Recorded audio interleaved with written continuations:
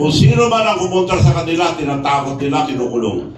Kinulong na hinaresto si General Pukis dahil nagsasalita na against them. Gusto nilang bawalan lahat ang magsalita. Sila lang ang tama.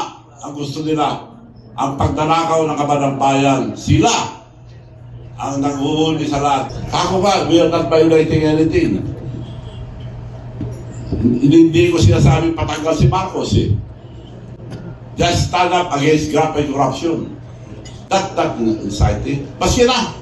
Kung gusto nila akong kulong nyo na ako. Doon sa pagkaka-arresto kay General Pukis na naalala nyo ba o parang bumabalik ba yung latak ng martial law? Sir, ngayong morning hinuli po ng PNP si retired General Romy Pukis dahil po sa may panawagan po and may mga criticisms against the current administration. Anong comment mo doon, sir? And meron po kayong open letter to the Armed Forces of the Philippines. Baka po masamain nila, sir. At ginagamit lang po ang mga pulis at taga-military para huliin buwis against them. Kung sino man ang pumunta sa kanila, tinatakot nila, kinukulong. Kaya kinulong na hinaresto si General Pukis dahil nagsasalita na against them. So lahat, gusto nilang bawalan lahat ang magsalita. Sila lang ang tama. Ang gusto nila, ang pagdanakaw ng kaban ng bayan, sila ang nag-uuli sa lahat. Ito lang example, dalawa, si Diskaya, nagsasabi ang totoo. Si Dulong na. Si Saldico, importanteng witness yan, kinasuhan kagad. Kung papatay yan, wala lang witness. Dapat kailangan natin si Saldico and Sara Diskaya para mag-witness sa lahat ng mga kaso. Sir, so maliwanag na tinatakot nilang taong bayan, wag po tayong matakot mga kababayan, kundi wala na mangyayari sa ating bansa. Anong sinasabi nilang 500? Hindi na magkasya ang gastusin ng 500 sa isang araw-araw. Nagbigay yata silang 500. Hindi na po magkasya ang 500 na pagpakain ng ating pamilya sa isang araw. Manang last na lang, doon sa pagkaka-arresto kay General Pukis na naalala nyo ba o parang bumabalik ba yung latak ng martial law? Na nung panahon na yun, kinukulong po yung mga nagtatanong against the government.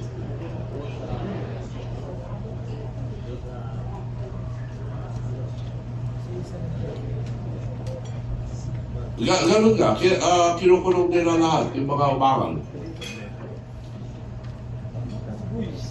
Siguro, baka gusto nila mag-declare martial law. Kung mag-declare sila martial law, hindi na papayag ang taong bayan. Thank you, Manong. Ibig sabihin, kasabot ng mga sundalo.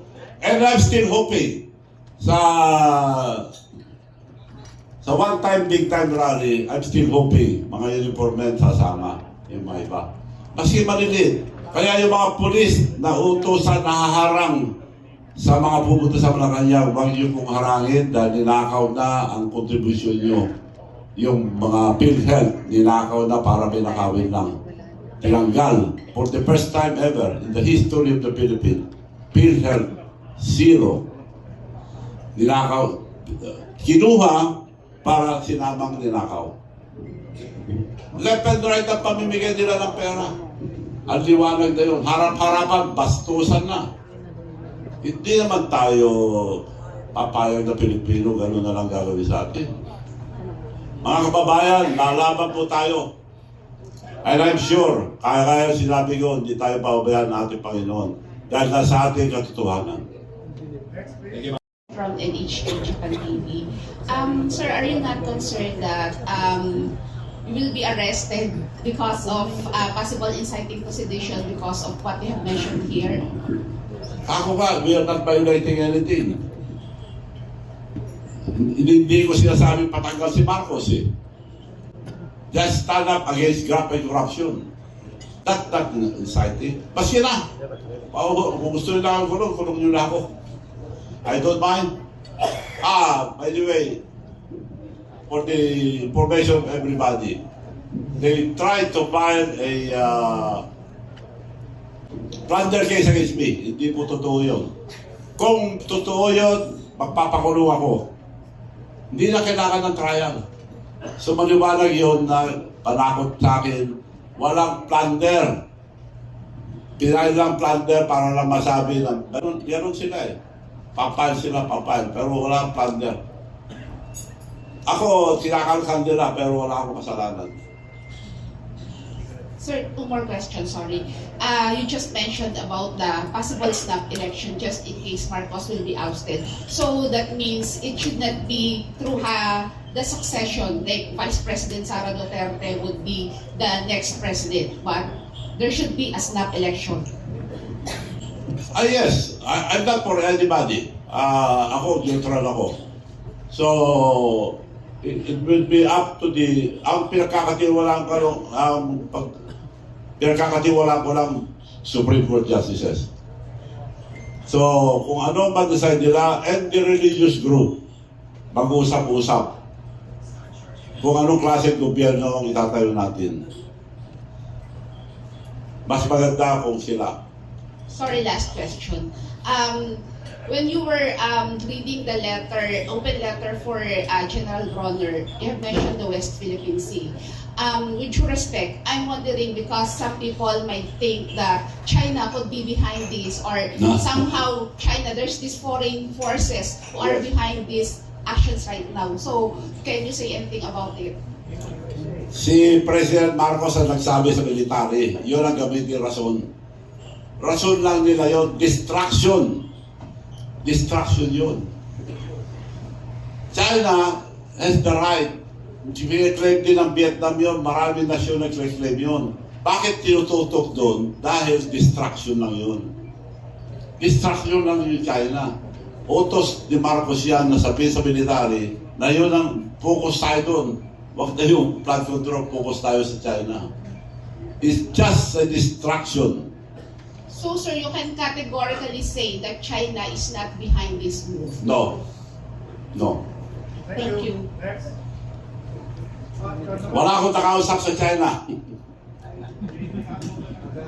Pwede ba po?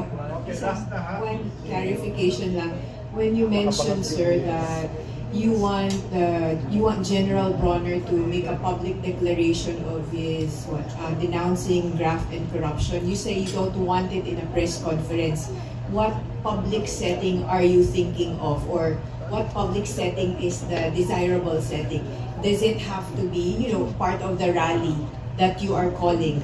Is it something like what General Angie Reyes did for Estrada? No.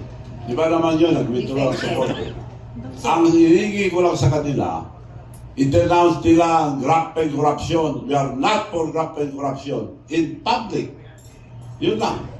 Hindi nyo naman, Tao na magdidesisyon later on. hindi nyo naman po hinihingi na mag-defect sina General Bronner. Well, kung gusto nila, pero hindi ako nagsasabi yan. Ikaw. Okay, next, yes. Magandang umaga po, Gob. So nakikita po natin ngayon sa mga panahon ito na balita na ho ang maraming issue. Una, yung may nagsalita tungkol sa pagdodroga ng isang leader at mismong kapatid ay pinatutuhanan. At ang dami na pong nabalita, kamukha ng mga binanggit nyo kanina. Pero hanggang ngayon, wala tayong naririnig na komento mula sa Chief of Staff ng Armed Forces of the Philippines. Ganon din sa ating mga kapulisan, yung mga namumuno. Alam po natin na tuwing Lunes sa gobyerno, sa mga opisina ng gobyerno, inaawit natin yung pambansang, yung lupang hinirang, na binabanggit po doon sa lyrics yung mamatay ng dahil sa'yo. Pero kapansin-pansin po itong mga namumuno natin ngayon na wala silang kibo. Wala po tayong maisip na dahilan kundi talagang itong mga ito ay natatapalan talaga ng pera na bibili. Yun po ang aking hinala, opinion. Ngayon, doon sa panawagan po ninyo na magkaroon ng one big time rally, ako po ay sang-ayon doon. Pero may dudo po ako na walang gagawin yung mga ibang hindi sila kikilos. Dahil nga, nakikita natin yung pananahimik nila. Kapansin-pansin mo yan. Kapansin-pansin. na merong namumuno na pinagbibintangan na drug addict pero walang kumikibo. Ngayon, ito po ang tanong, Gob, kung sakasakali po na magkaroon ng one-time, big-time rally at wala pa rin nangyari, ano po ba sa tingin ninyo ang maganda nating gawin para po matapos na itong mga kawalangyaan ito? Meron, Salamat po. I'm very dead sure na may mangyayari po. Hindi tayo pabayaan natin, Panginoon. Nasa katotohanan tayo. Hindi tayo nabubula. Kaya kung hindi gagalaw ang mga military o polis, ibig sabihin gusto nila ang korupsyon. Totoo yung sinasabi nila. Pinapatawag sila madalas. Polis, pati ground commander, tinatawag. At nagbibigay daw ng funding. Bakit nagbibigay ng funding? Para pagtakpan. Ngayon, maski nabigyan po kayo, huwag po kayong matakot lumabas. Kasama pa rin po namin kayo dahil ito kinabukasan ng mga kabataan. Not for ourselves, but the future of our children. So nakikiusap po ako sa mga general, mga junior officers, na lumabas po kayo sa video na ayaw nyo ang drug and corruption. Para sa ating mga anak. Dahil sa ngayon, kung pagpapatuloy nila, hindi na pwede pagpatuloy dahil bound na tayo sa utang. 17 trillion, 2 trillion yearly ang debt payment. Ang foreign investment hindi na hindi na kayang balansin ang ekonomiya natin. So gusto man nila pagtakpan, hindi na andar itong gobyerno ito. Kaya sigurado ako na kailangan mawala si Bongbong Marcos. Mawala na mahuli, hindi. Baka mamaya ibang pagkasabi nyo. Okay, that's right. Kailangan mahuli at mahuli. Kung hindi huliin ng pulis, hindi huliin ng military, taong bayan ang uhuli.